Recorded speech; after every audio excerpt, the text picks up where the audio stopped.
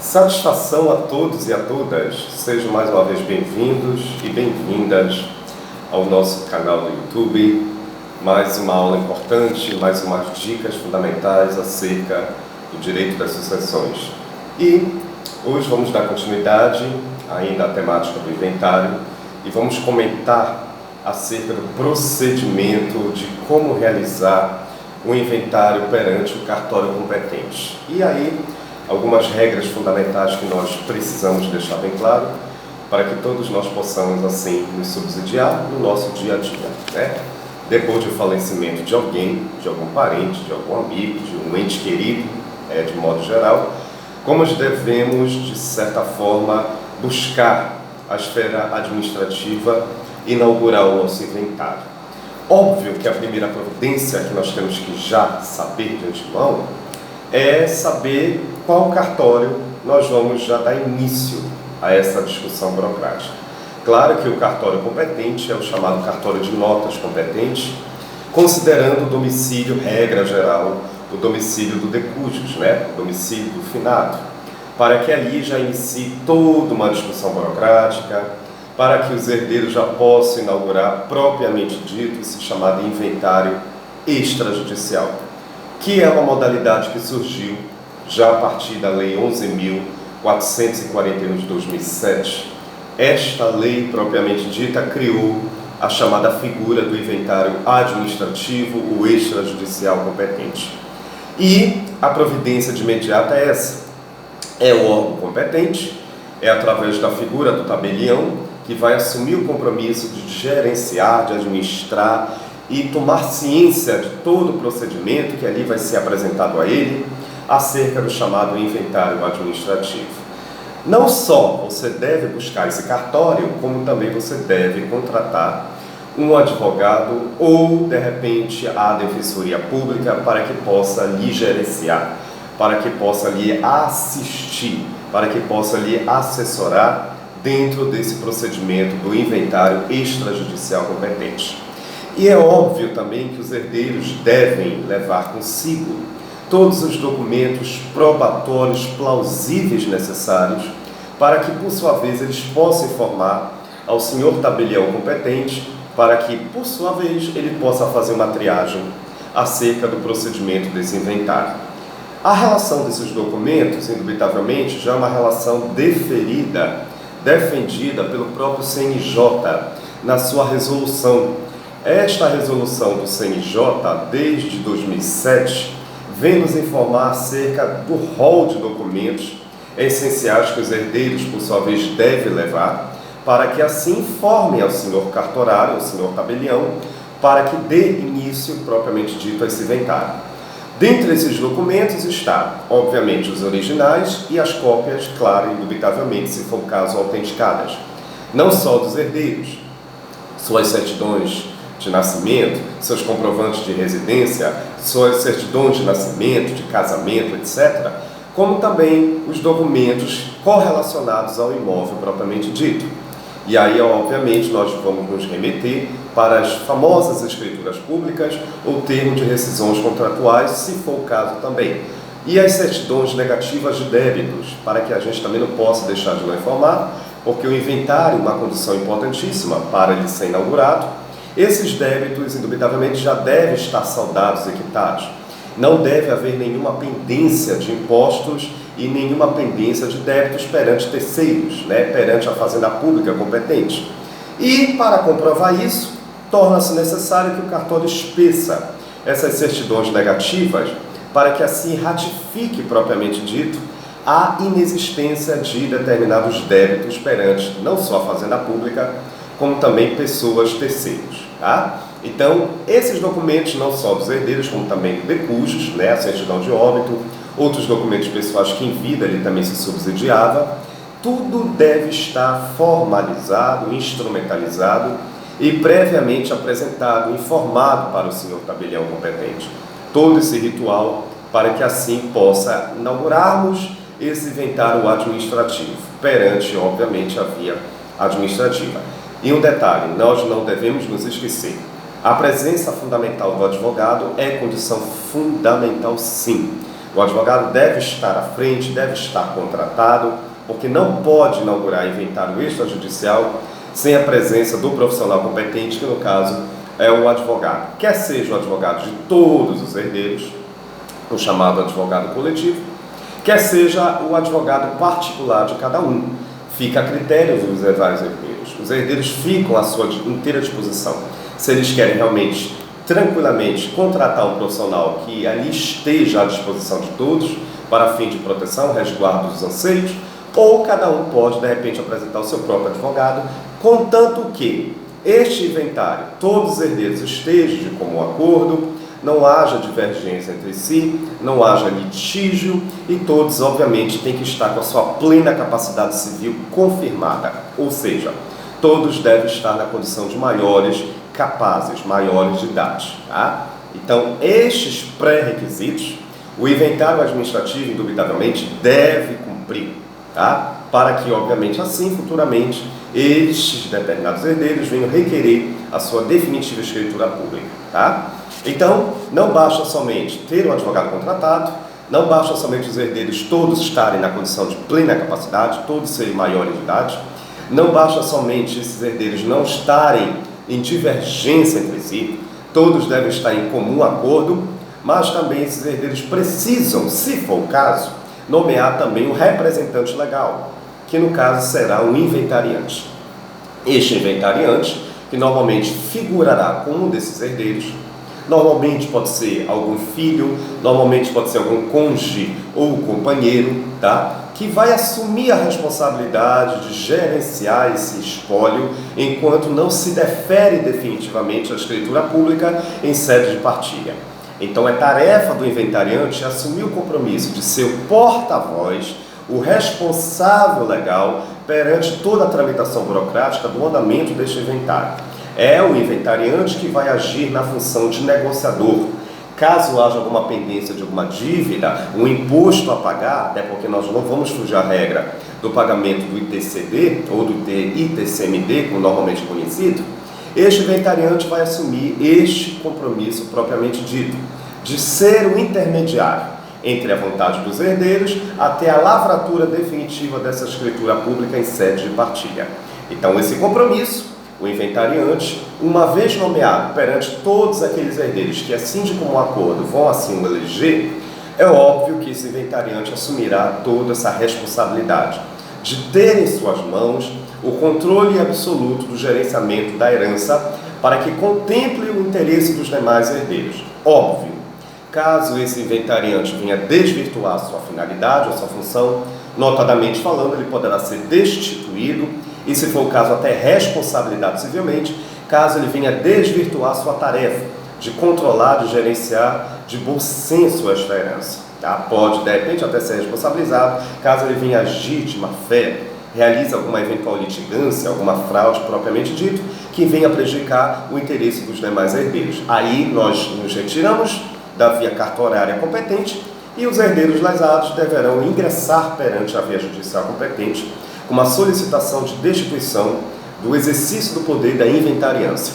E é claro que eles tranquilamente podem solicitar a nomeação de um outro inventariante para que assim possa dar continuidade ao gerenciamento do reconhecimento desse inventário. Tá? Então a responsabilidade segue toda uma ordem, o inventariante normalmente segue uma ordem de preferência, existe até uma redação, acho que até coloquei aqui, lá no 617 do CPC, que quem é que pode figurar de imediato na condição de inventariante? Normalmente é um cônjuge companheiro, e aí você segue toda uma ordem de preferência, tá? Depois que tudo for formalizado, documentalmente falando, as provas apresentadas, você já nomeou de como acordo esse inventariante, né?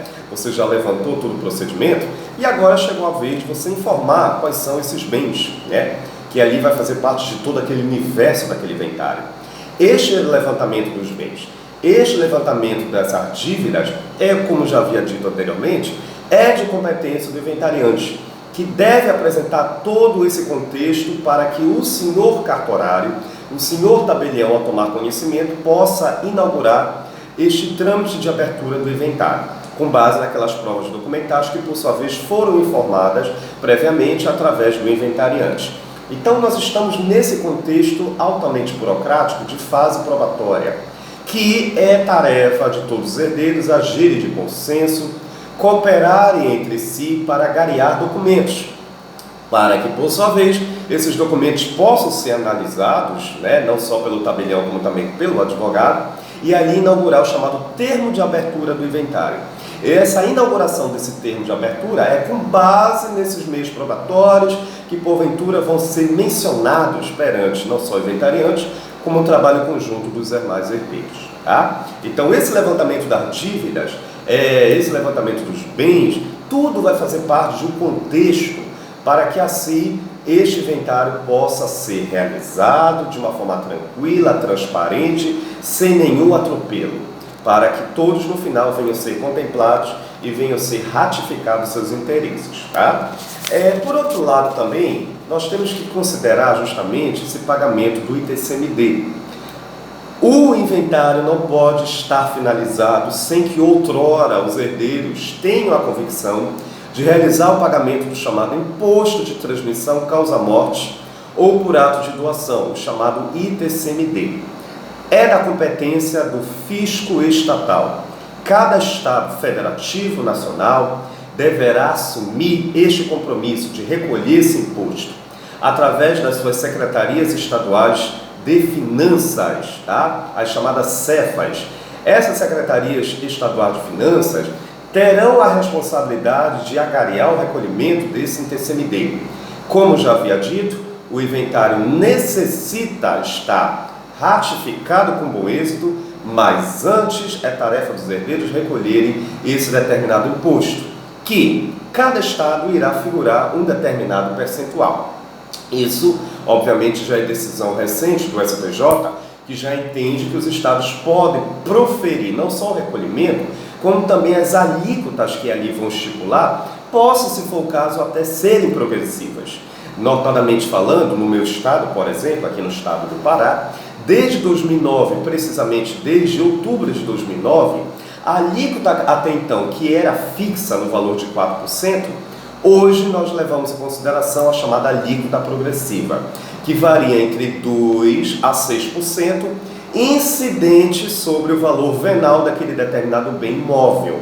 Obviamente, se assim estiver caracterizado aquela determinada herança propriamente dita. Então, os herdeiros devem recolher a incidência tributária com base justamente naquele valor venal correspondente àquele determinado acervo, aquele determinado imóvel propriamente dito. Óbvio que existe uma tabela que os próprios cartórios assim vão te informar para que proceda o recolhimento futuramente perante a Secretaria da Fazenda. Quanto mais complexo, óbvio, for essa determinada herança, esse determinado espólio, maior será a incidência desse percentual, que variará entre 2% no mínimo até 6% em se tratando de procedimento de espólio, tá? Esse determinado tabelamento é tarefa do senhor tabelião competente informar, para que assim, posteriormente, vá informar também a secretaria que, ao receber todo esse comunicado formal, vai lavrar a expedição de uma guia para que possa depois transferir aos herdeiros a responsabilidade de saldar e de recolher esse imposto. Mas, o que nós não devemos nunca esquecer?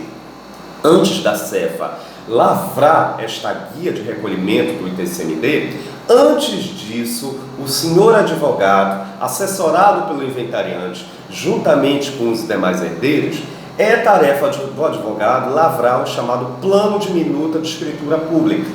Esse plano de minuta de escritura pública é um documento, uma petição, que ali vai ter a tarefa de informar, de proceder, de direcionar, de formalizar todos os acervos que ali vão ser trabalhados, vão ser discriminados, deverão ser avaliados competentes por aquele determinado senhor tabelião competente. Esse plano de minuta de escritura pública, o advogado, uma vez formalizado, deverá discriminar ali mesmo, futuramente, a chamada cota que deverá caber a cada um daqueles determinados herdeiros legítimos. Óbvio que esse plano de minuta deverá também ser analisado pelo senhor tabelião, que ao receber esse comunicado, essa petição, direcionará posteriormente para a Cefa. Ou antes disso, antes de direcionar para a Cefa, vai ter que direcionar também para a Procuradoria do Estado, porque vai atuar como uma espécie de um fiscal. Os procuradores eles vão, obviamente, observar se tudo ali está sendo realizado de uma forma transparente e aí vão emitir o seu parecer, para que assim outorgue a competência para os cartórios e aí venham definitivamente lavrar a futura escritura pública. Então, este plano de minuta de escritura, formalizado pelo inventariante, óbvio, antes disso pelo advogado, todos vão trabalhar em sintonia, informando nesse documento os bens que deverão ser futuramente partilhados, discriminados, o valor correspondente e, claro, o imposto que deverá sim ser recolhido. Ao receber, o senhor tabelião também vai oficiar a Secretaria de Finanças para que esta, por sua vez, lavre a sua determinada o quê? A sua determinada minuta, para que assim proceda depois o recolhimento do imposto propriamente dito. É claro que os herdeiros vão acessar o procedimento eletrônico do site da própria Secretaria da Fazenda e vão preencher um pré-cadastro, um requerimento de abertura do inventário. Esse requerimento, que é um procedimento online, até por causa do momento que nós estamos perpassando, você ali vai utilizar esse requerimento online, os herdeiros notadamente, ou sim o inventariante figurando no interesse dos demais, e todas as informações deverão já serem pré-cadastradas, informadas nesse comunicado, nesse requerimento que vai ser preenchido online. É através desse requerimento que a Cefa, ao receber, nos seus meios online, no seu meio da internet, vai depois estar responsabilizada de outorgar essa guia de recolhimento. Então perceba que a guia ela é expedida pela Cefa, quando antes a própria Cefa recebe este comunicado, esse requerimento, já preenchido previamente pelo senhor inventariante, assessorado pelos demais herdeiros. Então é tudo um procedimento burocrático. Não basta somente apresentar esse plano de minuta de escritura, mas os herdeiros também precisam se cadastrar no site da Cefa para que informe as suas notificações, as suas informações pessoais precisas, não só deles, mas também do espólio, do universo, que ali vai ser discutido e avaliado, os valores que vão ser verificados propriamente ditos, e essas informações, uma vez recebidas pela Cefa, esta depois vai ter a tarefa de expedir esta guia de recolhimento do pagamento do imposto, no caso o ITCMD. Uma vez recolhida, você obviamente depois vai imprimir esta guia de recolhimento e vai pagar, com base justamente naquele percentual que ali já existe, correlacionado ao valor venal daquele determinado imposto. Mas como é que eu vou saber esse valor venal? Normalmente nos próprios carnês dos IPTUs, ali já apresenta o valor correspondente, que ali vai ser retirado o percentual propriamente dito do recolhimento do ITCMD. E uma vez recolhido esse imposto, depois você vai direcionar essa guia, você vai realizar o pagamento, e aí sim, uma vez paga, o advogado, justamente com o inventariante, vão anexar neste determinado plano de minuta de abertura de escritura pública e direcionar para justamente a Procuradoria, para que os procuradores, ao receberem todos esses comunicados formais, possam aí sim verificar se não existe nenhum vício, nenhuma irregularidade, nenhuma pendência de imposto, nenhuma pendência de débitos, se tudo foi realizado de uma forma transparente.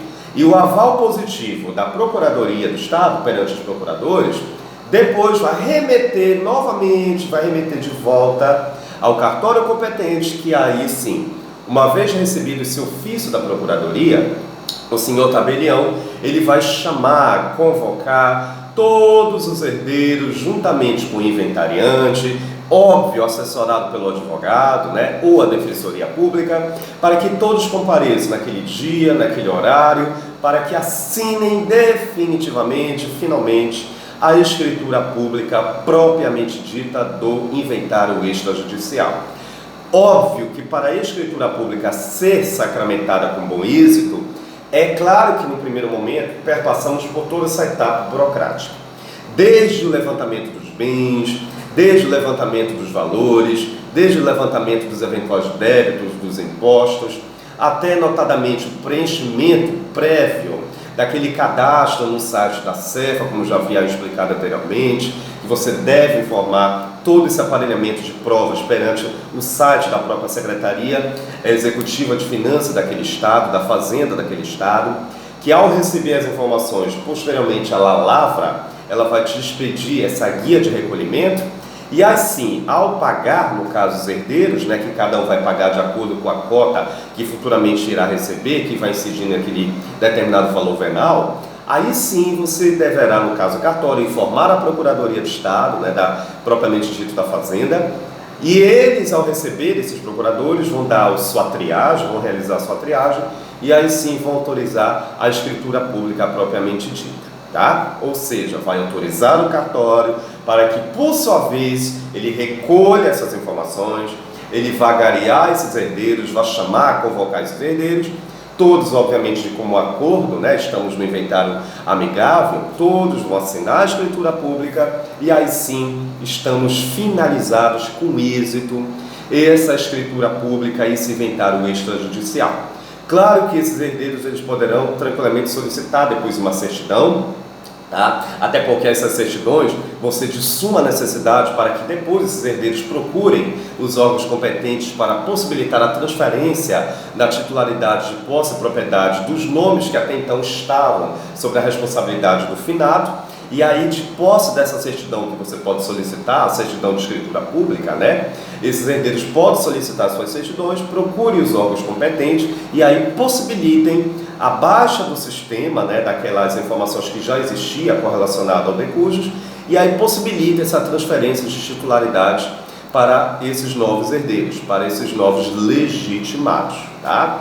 Então, a escritura pública, ela nasce de todo esse contexto, de toda essa performance burocrática, desde o procedimento do levantamento até o perpasso pelos órgãos competentes, chegando finalmente na escritura pública. O prazo que normalmente isso paira, algumas pessoas devem estar se perguntando. O inventário que, obviamente, não seja tão complexo assim, quando eu falar complexidade, estou me referindo principalmente ao acervo. Normalmente nós temos um prazo mínimo de 30 dias para formalizar todo esse procedimento burocrático. Podemos até perpassar disso, de 30 a 50 ou 60 dias. Agora, comparado à via judicial, é muito mais célere, né? Porque a proposta justamente desse inventário extrajudicial é tentar você desjudicializar, ou seja, tentar reduzir ao máximo possível a economia de tempo comparado à via judicial, que é muito mais delonga, né? Que é muito mais, como é que eu posso dizer, problemática, é muito mais morosa, né? É muito mais demorada. Então, desde que os herdeiros estejam de consenso, apresentem os meios probatórios, formais, escriturários, né? Tudo, não existe nenhuma pendência, está tudo formalizado, está tudo lavrado com bom êxito, né? Todos são de capazes, né? E todos são de maiores. Por que não iniciarmos pela via administrativa e por que não finalizar também por ela? Desde que respeita todo esse passo a passo necessário que eu até então já expliquei a vocês, tá? Então é uma realidade que todos devemos passar futuramente, né? O inventário é uma regra que nós não devemos jamais deixar de não nos adequarmos a ela, todos vamos ter que perpassar por esse ato burocrático. Quiçá, tomara que todos nós passemos por uma forma amigável, tranquila, transparente, serena, que não haja litígios, né? Que infelizmente é o que ainda estamos verificando no nosso cotidiano forense. Tá? Agora, feliz aqueles casos que forem de uma forma muito tranquila, porque logo logo essa escritura pública virá e cada herdeiro saberá a sua cota a receber com base nas informações que ali mesmo já estarão lavradas nessa escritura pública. Então, isso tudo é um procedimento que nós não devemos jamais deixar de nos adequar, tá? Espero que tenham apreciado essas informações de hoje, dentro da regra do inventário administrativo, né, que é uma regra que nós vamos buscar. Tomara que todos nós queiramos buscar esse cartório e aí a solução venha de imediato a ser resolvida de uma forma tranquila e que não haja nenhum conflito, né, porque é muito desgastante uma relação judicial e nós não devemos deixar de futuramente estar adequado a isso, tá? Desejo um futuro feliz e inventário para todos nós no futuro. A gente espera que demore um pouquinho mais esse futuro, mas se um dia quando ele chegar, desejo desde já que esse futuro seja formalizado com bom êxito, que esse inventário seja realizado de uma forma mais tranquila possível. Espero que tenham gostado do vídeo e transmitam esse vídeo para toda a sociedade. para todos, porque o inventário é da sociedade. O direito, já dizia o velho ditado, o direito é nosso, tá? Um forte abraço a todos e até o próximo vídeo. E fiquemos com Deus.